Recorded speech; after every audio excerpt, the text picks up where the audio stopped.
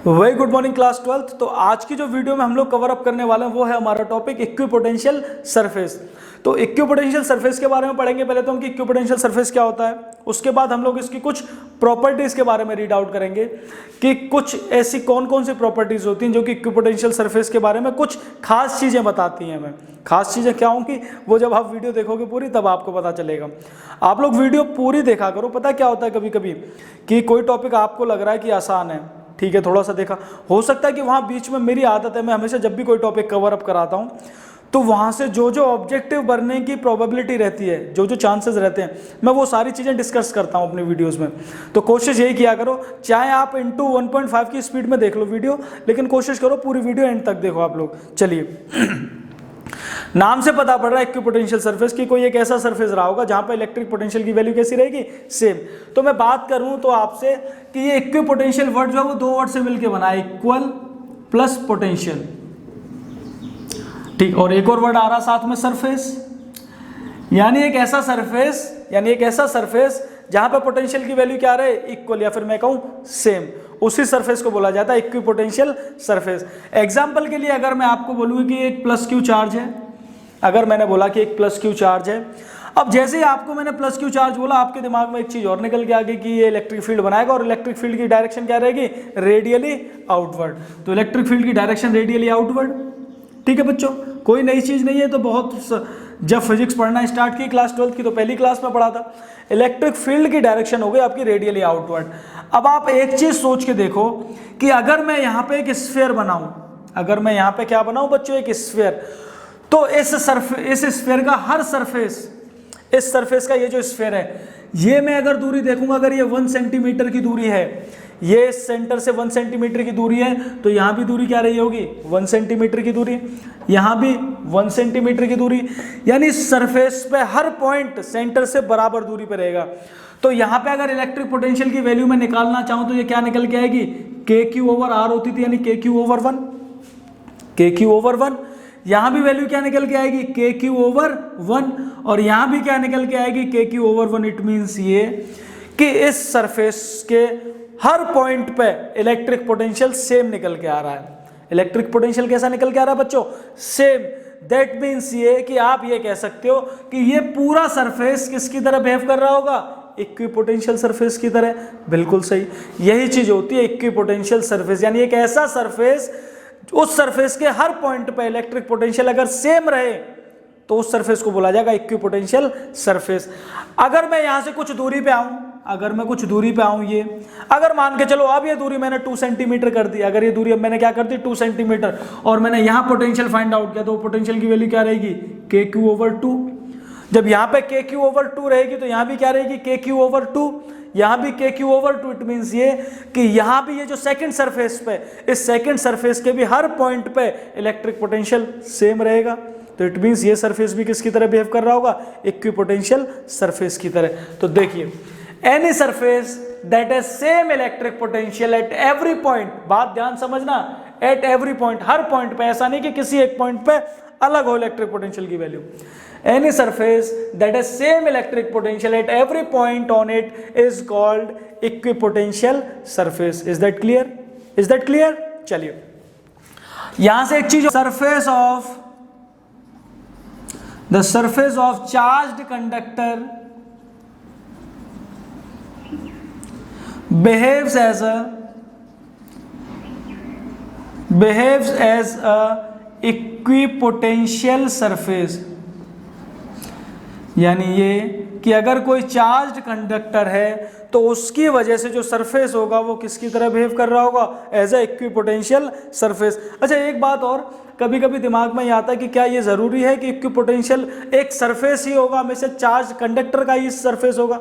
नहीं, ये सरफेस आपका जरूरी नहीं कि स्फेरिकल हो, ये हो सकता है कहीं भी, मान के चलो जैसे ये रूम है, इस रूम में भी इक्विपोटेंशियल सरफेस बनाया जा सकता है, कहीं भी, यानी कहीं भी इक्विपोटेंशियल सरफेस क्रिएट किया जा सकता। यहां से एक डेफिनेशन निकल के आती है, क्या, equipotential surface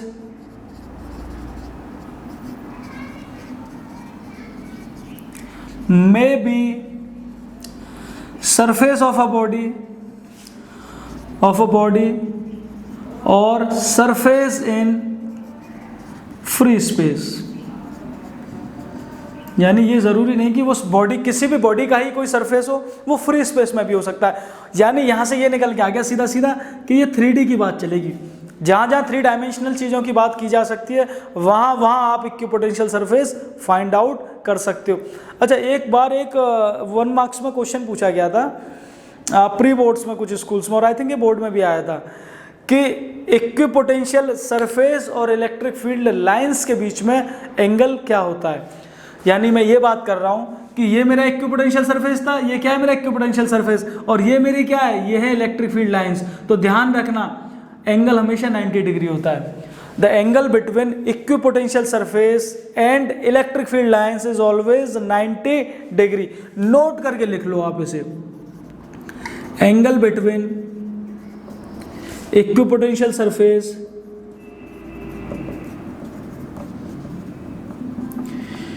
angle between equipotential surface and electric field lines is always 90 degree.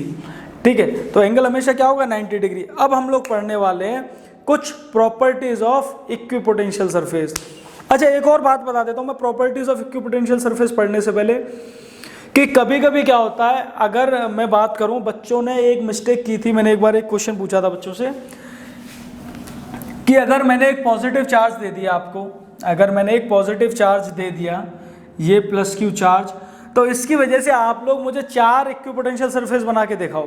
मैंने अगर बोल दिया कि इसकी वजह से आप 4 इक्विपोटेंशियल सरफेस बना के दिखाओ, तो कोई भी बच्चा क्या कर देगा, कुछ इस तरीके से बना के दिखा देगा। हाँ या ना, ऐसे तो बना के दिखाएगा। बेटा ये गलत है तरीका। क्यों? क्योंकि in the direction of decreasing electric field, बात अच्छे से समझना, जिस डायरेक्शन में इलेक्ट्रिक फील्ड की वैल्यू डिक्रीज करेगी, वहाँ इक्विपोटेंशियल सरफेसेस धीरे धीरे दूर होते जाते हैं। धीरे धीरे दूर का मतलब कि कुछ इस तरीके से बनेगा कि अगर ये प्लस क्यू चार्ज है तो इसका पहला इक्विपोटेंशियल सरफेस ये हो गया, दूसरा इसका ये हो गया, तीसरा इसका थोड़ा सा और दूर बनेगा, चौथा इसका थोड़ा सा और दूर बनेगा। यानी ये जो स्पेस होगा दो इक्विपोटेंशियल सरफेसेस के बीच में, ये इंक्रीज होता जाएगा जैसे जैसे आप डिक्रीजिंग इलेक्ट्रिक फील्ड की तरफ ट्रेवल करोगे। Is that clear? तो अगर कभी भी कोई आपसे क्वेश्चन पूछे तो आप बता देना ये चीज, क्योंकि एक बार एग्जाम में आया है क्वेश्चन बनाने के लिए कि draw equipotential surfaces due to 2 plus charges. 2 plus के चार्जेस थे, उनकी वजह से इक्विपोटेंशियल, ये होमवर्क है आपका, मैं 2-3 क्वेश्चन होमवर्क दूंगा, वो करना। अगर नहीं आते तो वो अगली वीडियो में आप लोगों को एक्सप्लेन करूंगा। तो चलिए अभी हम लोग प्रॉपर्टीज ऑफ इक्विपोटेंशियल सरफेस पढ़ने वाले हैं। क्या पढ़ने वाले हैं? Properties of equipotential surface. चलिए देखो, हम लोग क्या पढ़ने जा रहे हैं, हम लोग प्रॉपर्टीज पढ़ रहे हैं, प्रॉपर्टीज ऑफ इक्विपोटेंशियल सरफेस।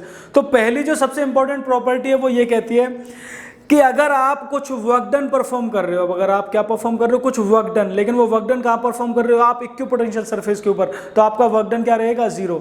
यानी ये कि अगर मैं पहले डेफिनेशन लिख देता हूं, no work is done in moving a charge on equipotential surface.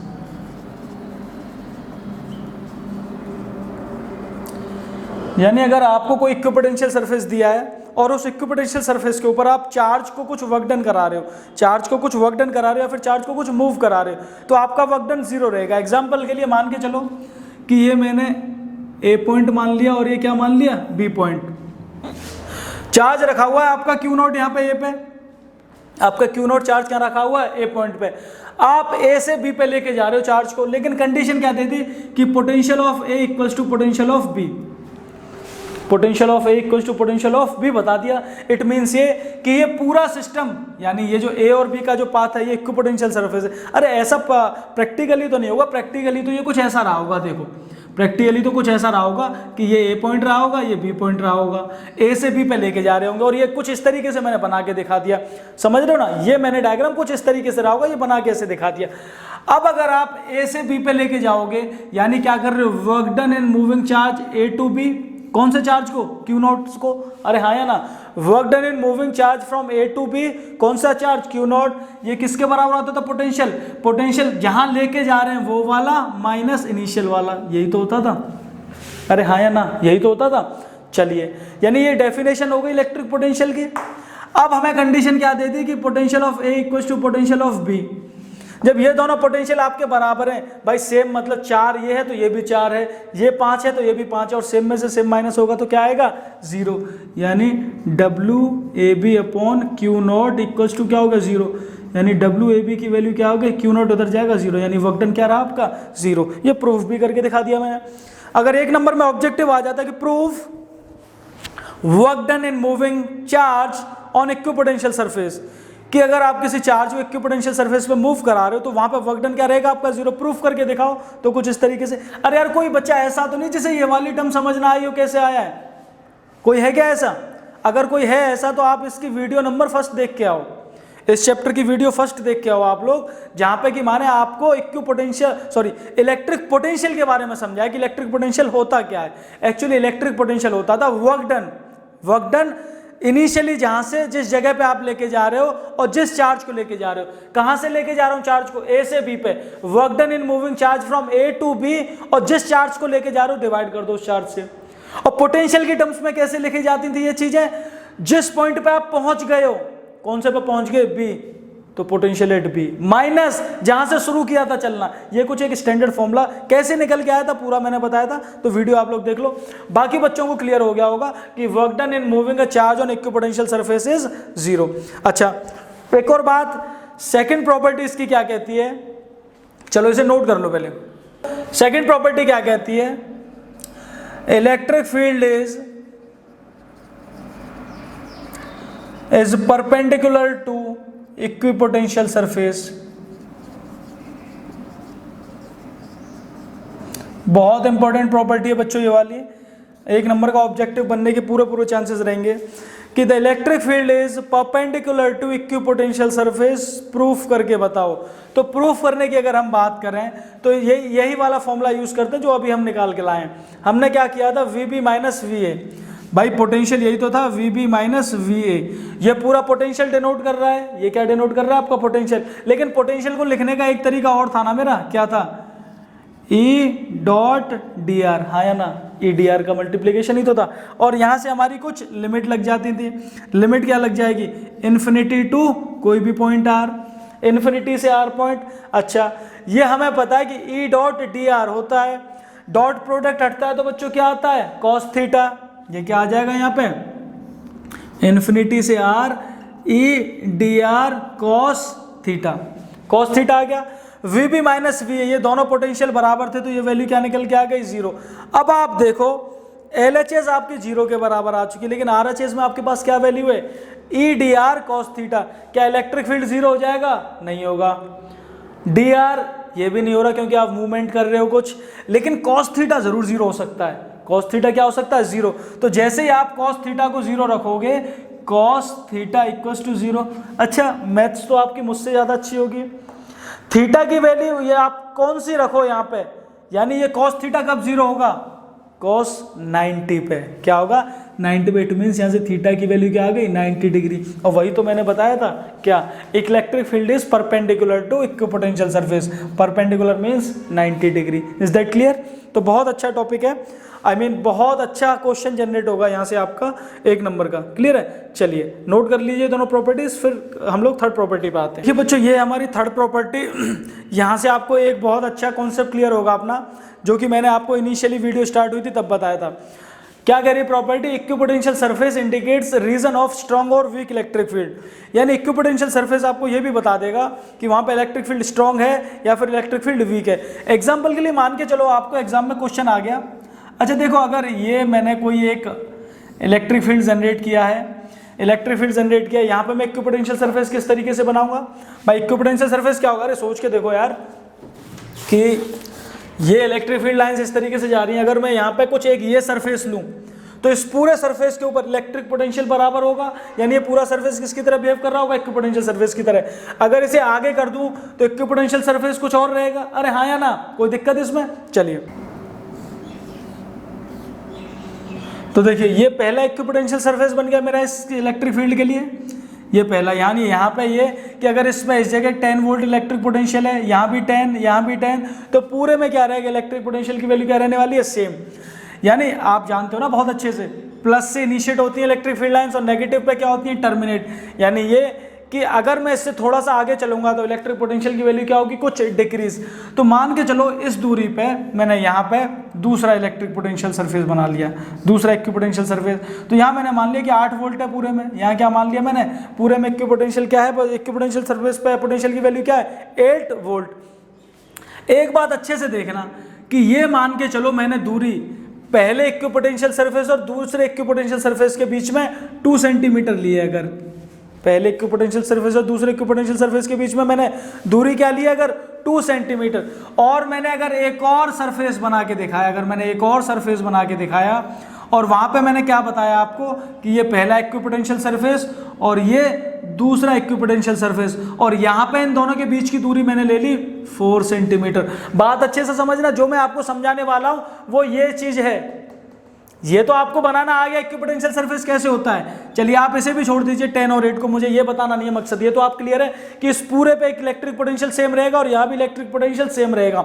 मेरा जो क्वेश्चन है वो ये है कि अगर ये पहले और दूसरे इक्विपोटेंशियल सरफेस के बीच की दूरी मैंने 2 सेंटीमीटर दिखाई यहाँ पे, और दूसरे फिगर में मैंने पहले और दूसरे इक्विपोटेंशियल सरफेस के बीच की दूरी 4 सेंटीमीटर दिखाई, तो क्वेश्चन ये कि बताओ किस जगह पे इलेक्ट्रिक फील्ड स्ट्रांग होगा, इधर इलेक्ट्रिक फील्ड स्ट्रांग होगा या इधर होगा। वीडियो पॉज कर दो, सोचो कहां होगा। चलिए सोच लिया। पोटेंशियल ग्रेडियंट का एक फॉर्मूला निकल के आया था, याद है कुछ, ये था E = -dV/dr, E = -dV/dr। भाई देखो इस पूरे सरफेस पे पोटेंशियल सेम है, इस पे भी पोटेंशियल सेम है, इट मीन्स ये कि dV तो मेरा क्या हो गया, कांस्टेंट, dV मेरा क्या हो गया, कांस्टेंट। यानी ये कि E जो है वो इनवर्सली प्रोपोर्शनल टू dr है।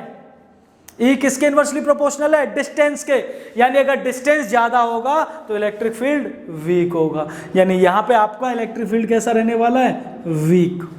देखो E जो है वो इनवर्सली प्रोपोर्शनल डिस्टेंस के है, यानी दो इक्विपोटेंशियल सरफेस के बीच की अगर दूरी बढ़ जाएगी तो इट मींस ये कि वहां पे इलेक्ट्रिक फील्ड वीक है। यही चीज मैंने आपको शुरुआत में बताई थी कि अगर आप किसी पॉइंट चार्ज की वजह से इक्विपोटेंशियल सरफेस बना रहे हो तो जिस डायरेक्शन में आपका इलेक्ट्रिक फील्ड वीक होता है वहां आप इक्विपोटेंशियल सरफेस के बीच की दूरी बढ़ाते जाना। बताई थी ये बात मैंने कि धीरे धीरे आप वो जो दोनों के दो इक्विपोटेंशियल सरफेस के बीच की दूरी क्या करते जाओगे, डिक्रीज। तो बहुत अच्छा क्वेश्चन जनरेट होता है यहाँ से। और तीसरा पॉइंट क्या, फोर्थ प्रॉपर्टी क्या निकल के आती है, ये मैं लिखा नहीं रहा, आप खुद से रखना कि दो इक्विपोटेंशियल सरफेस आपस में कभी भी इंटरसेक्ट नहीं कर सकते। लिख लीजिए, मैं बोलता हूँ, two equipotential surfaces never intersect each other. अच्छा क्यों नहीं कर सकते, ये बात आप अच्छे से समझ चुके अब कि अगर ये पहला इक्विपोटेंशियल सरफेस है, ये दूसरा, इट मीन्स ये कि इस जगह पे दो इलेक्ट्रिक पोटेंशियल की वैल्यू निकल के आएंगी। भाई जहां पे क्रॉस कर रहे हैं इट मीन्स वहां पे अगर ये पहला सरफेस है ये दूसरा सरफेस है तो पहले सरफेस की वजह से भी कुछ इलेक्ट्रिक फील्ड होगा, इलेक्ट्रिक पोटेंशियल होगा, दूसरे सरफेस की वजह से भी कुछ इलेक्ट्रिक पोटेंशियल होगा। यानी दोनों इलेक्ट्रिक पोटेंशियल क्या हो गए, अलग अलग। क्या ये पॉसिबल है कि एक पॉइंट पे दो इलेक्ट्रिक पोटेंशियल हो, नेवर। तो आप लिख देना because it is impossible to have two different potential at same point. तो ये थी आपकी पूरी वीडियो अबाउट इलेक्ट्रिक पोटेंशियल। क्या क्या पढ़ा हमने, इलेक्ट्रिक पोटेंशियल इक्विपोटेंशियल सरफेस क्या होता है पढ़ लिया, उसके साथ साथ हमने कुछ प्रॉपर्टीज पढ़ी, और उसके बाद हम लोगों ने क्या किया, उसके बाद हमने ये प्रॉपर्टीज में से कौन कौन सी प्रॉपर्टी पे आपका ऑब्जेक्टिव बन सकता है वो सारी बताएं। होमवर्क के लिए ये होमवर्क लिख लीजिए आप इसमें, क्या बहुत अच्छे हैं तो ये दोनों ही क्वेश्चन आपके बहुत अच्छे हैं जो मैं आपको देने वाला हूँ कि एक पॉजिटिव चार्ज ये है और एक पॉजिटिव चार्ज ये है। आप इन दोनों चार्जेस की वजह से इक्विपोटेंशियल सरफेस बनाओगे, सेपरेटली मत बना देना, इसका अलग इसका अलग, कॉम्बिनेशन में टोटल क्या बनेगा। और एक ये है कि अगर एक प्लस का चार्ज है और एक माइनस का चार्ज है, अब इक्विपोटेंशियल सरफेस कैसे बनेंगे। चीटिंग कहीं से नहीं करनी, गूगल मत करना, कहीं गूगल से आप आंसर ढूंढ लो, खुद से कोशिश करके देखना। नहीं आता अगर समझ तो आप कमेंट बॉक्स में बताना, मैं अगली वीडियो में पूरा तरीके से आपको, क्योंकि आप इसका आंसर ढूंढ जरूर लोगे गूगल पर शायद आपको समझ ना आए कि ऐसा क्यों।